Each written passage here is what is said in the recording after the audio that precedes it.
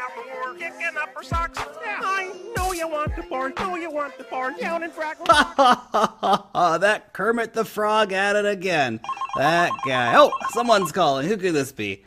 Mr. Bogdanov, how are you doing? Bonjour, Mr. Draper. It's time to move forward with our plan. We need a prediction. Something to pump the markets. You need a market prediction to pump the markets? Well, let me see what I got. I'm gonna put you on speakerphone here and we're gonna get in the bag of tricks. Well, I'm not sure this is gonna do it. Oh, what's the... Oh. Monsieur Draper, are you still there? Right. All right, back to it. All right, we got it here. Oh, I think I got it, Mr. Bogdanov. We got your market prediction. Here we go. $80 trillion.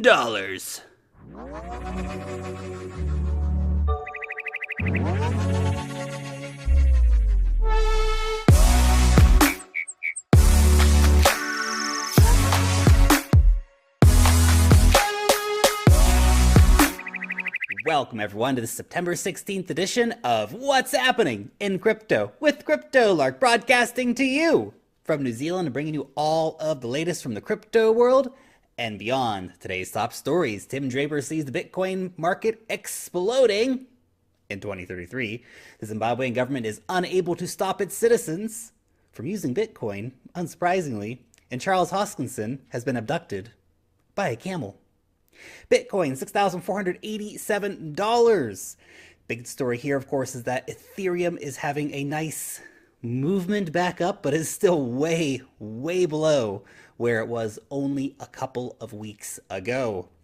Tim Draper calling for an $80 trillion market cap in the next 15 years for the crypto markets. Now that is monstrously large. Absolutely gigantic. Time will tell, of course, whether or not the economy explodes in general, globally, and the crypto markets actually manage to capture a large section of the global markets. But if we do see a future in which we are literally tokenizing everything, well, this could indeed be a thing, even though that's a ridiculously large number and is basically the entire size of the global economy. But nevertheless, imagine if we had all property living on the blockchain, if we had all public services happening on blockchain, if we had all global payments happening on blockchain. Such an incredibly bullish and optimistic outlook for the crypto markets requires crypto everything, basically.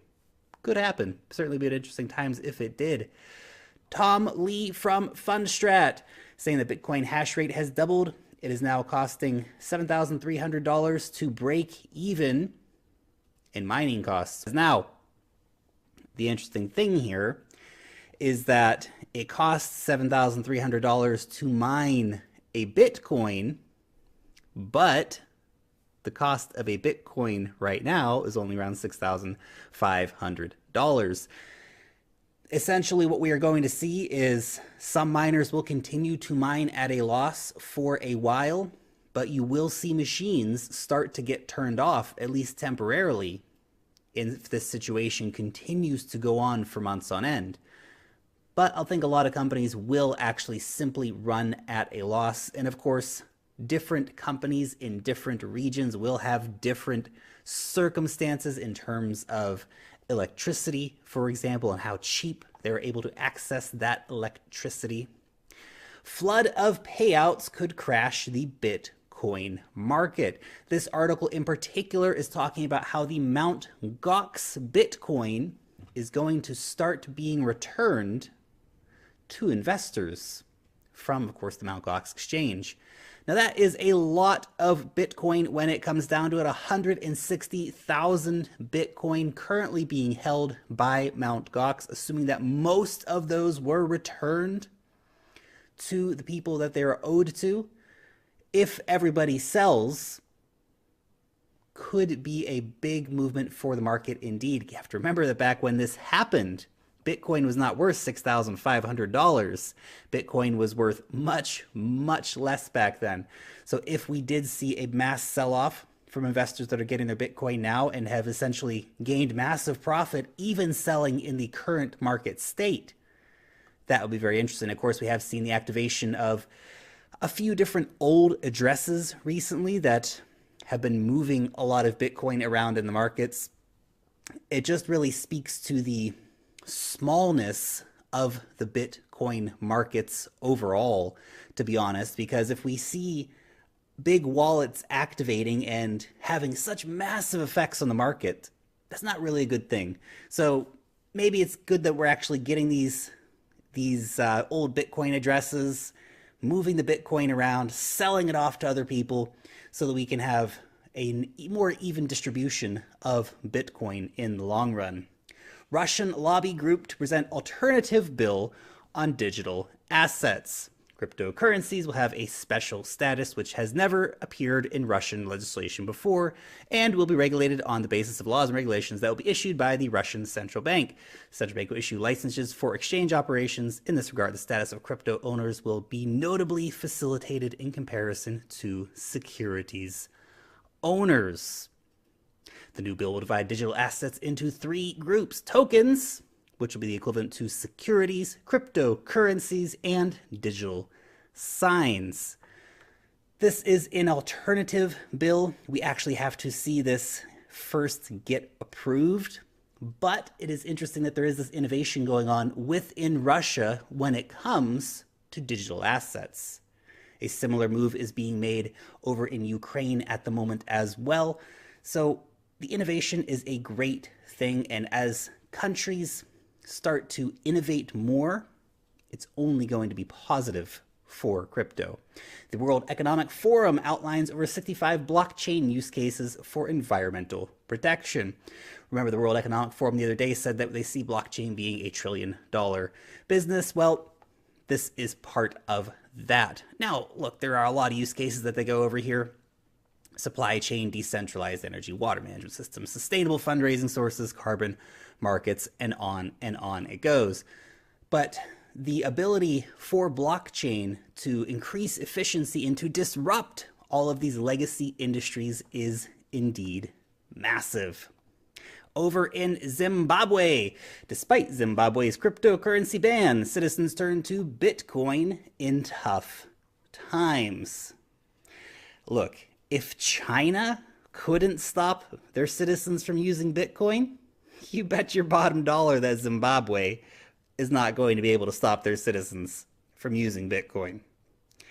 I don't even know why they're trying, to be honest. What a waste of time and energy and resources in a government that has been so inept at running their own economy. Let people use Bitcoin, guys. I really hope that we'll see a reversal of the official position in Zimbabwe in the near future.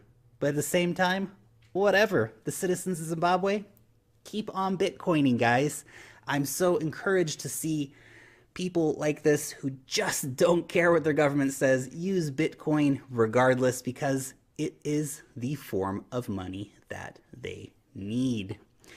The Gemini dollar has an option to freeze. So this is an unsurprising note in the Gemini US dollar cryptocurrency story, because if you want to be as compliant as possible, if you want to get approval from the New York regulators, having something like this, letting them freeze an account if, for example, they suspect money laundering or terrorism financing or any of that other old hat arguments that they keep dragging out against cryptocurrencies, well, they do have the ability to do that. This will be very attractive for some investors. Institutional investors, I think, will love the Gemini dollar. People who are a little more freedom-oriented will probably be choosing other options. Charles Hoskinson has been abducted by a camel. No, not really, guys. He's off on a desert safari. Have fun, Charles. Hopefully he'll be back soon after a bit of rest and rejuvenation. And finally, the Tezos Foundation announces the launch of its long-awaited mainnet. Now it gets interesting for Tezos. What can they deliver? How will their do anything blockchain fare in this highly competitive space? It will certainly be an interesting time ahead over the next few months for Tezos. Thanks so much for watching today's episode. Let me know what you think about any of the news stories down below in the comments section. Thumbs up the video, share these videos around the internet, hit that bell down below, and subscribe to the channel if you're not subscribed yet. Join the conversation over on Twitter, Telegram, or Steam it. Long live the blockchain, and peace out till next time.